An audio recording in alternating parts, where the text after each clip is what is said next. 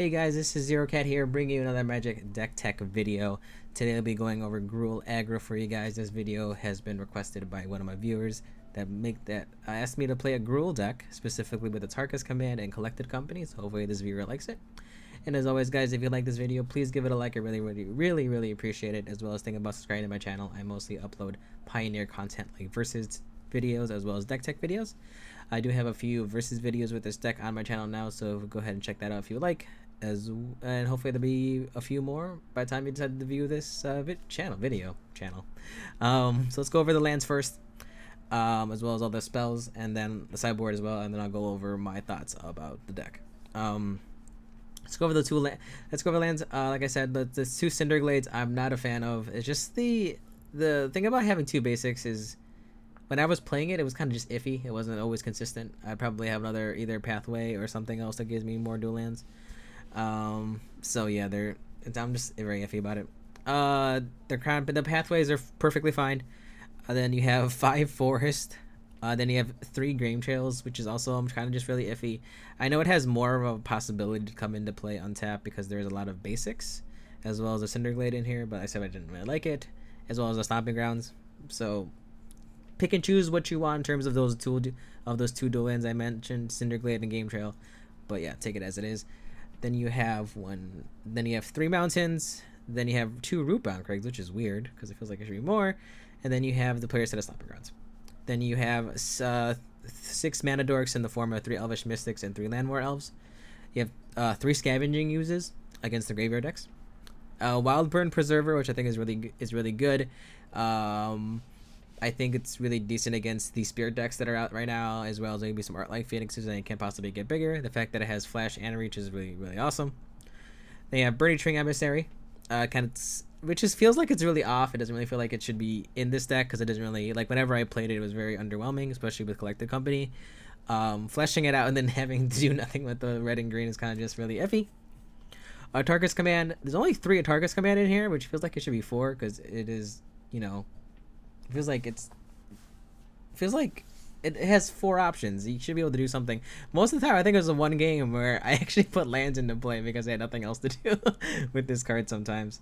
The 4 carpers of Bone Crusher Giant, which kind of, this card's really good. I know it sees a little bit of modern play. Just the amount of value this card generates is amazing. Reckless Bushwhacker is a namesake for any aggro deck, especially if you are playing this kind of color combination and these amount of just small creatures that come in. Everything gets haste and +1/+0. You have Ronas the Indomitable. This card's really good, and I think it's every time I played it, it always attacked. So it was always a creature. So I think this card specifically in this deck is really good. Old Growth Troll, this card is amazing. If you ever seen my channel before, I love this card, though I don't really particularly like it in this deck. I never had an issue playing it on turn 3 when I needed to because there's only 1 copy, but having 3 mana, just remember if you do want to add more copies of this card, just think about this is a dual, this is a 2-color deck, and there's a few dual lands, but there might be times where you might not be able to cast it on turn 3 consistently. Gruul Spellbreaker is amazing. This card's really awesome. The fact that it gives you hexproof as well as hit is really awesome, and also it can possibly give you haste if you need that 3 damage right away. Klothos I found amazing, especially in this format with the amount of Phoenix decks that are running around in Pioneer right now. The ability to just deal consistent damage over and over again, as well as getting rid of graveyard cards, and I'll just be sitting there. The amount of, especially since it's a legendary indestructible enchantment, makes it just all the more better. There's not few ways to destroy legendary enchantments right now. I don't think. I could be 1000% wrong, but yeah. Then the 4 copies of Collected Company, War Gorg Clan Rampager, and 1 Embercleave. I think these last 2 are more flavor picks or flex picks, especially for game 1. Game 2, I find myself taking them out. I never really found a need for them. It's kind of one of those surprise things. Maybe you just have you show it off, and you're like, oh, your opponent's probably freaking out about it the whole time. All right, let's go over the sideboard here, which is kind of just really straightforward. Yeah, the Rolling Vortex, which I think the more I play with this card, the more I love it. I want to say this is more for the control matchup, as well as I'm not really sure of any things that cost free in Pioneer right now. Maybe I'm just blanking. Rampage for Astrodon's awesome. I'm not surprised there's more than like maybe like one more copy of this card. This card is really amazing. I know it got banned. That's how good it is. The fact that players can't gain life, and whenever an opponent plays, whenever another player plays one creature, they lose one life. So it's awesome. Anger of the Gods, though, I find a little iffy in this matchup because feels like an aggro deck. And some of your things do have 3 toughness or less. So that one's a little Back to nature, destroy all enchantments. Obviously for the enchantment decks out there, though there's not that many that I see running around. I know there is a few copies of the insult artifact. That's probably what that's for. Skylasher is for spirits as well as for the insult artifact deck for reach. Hornet's Nest is an amazing card that I will always love whenever it came.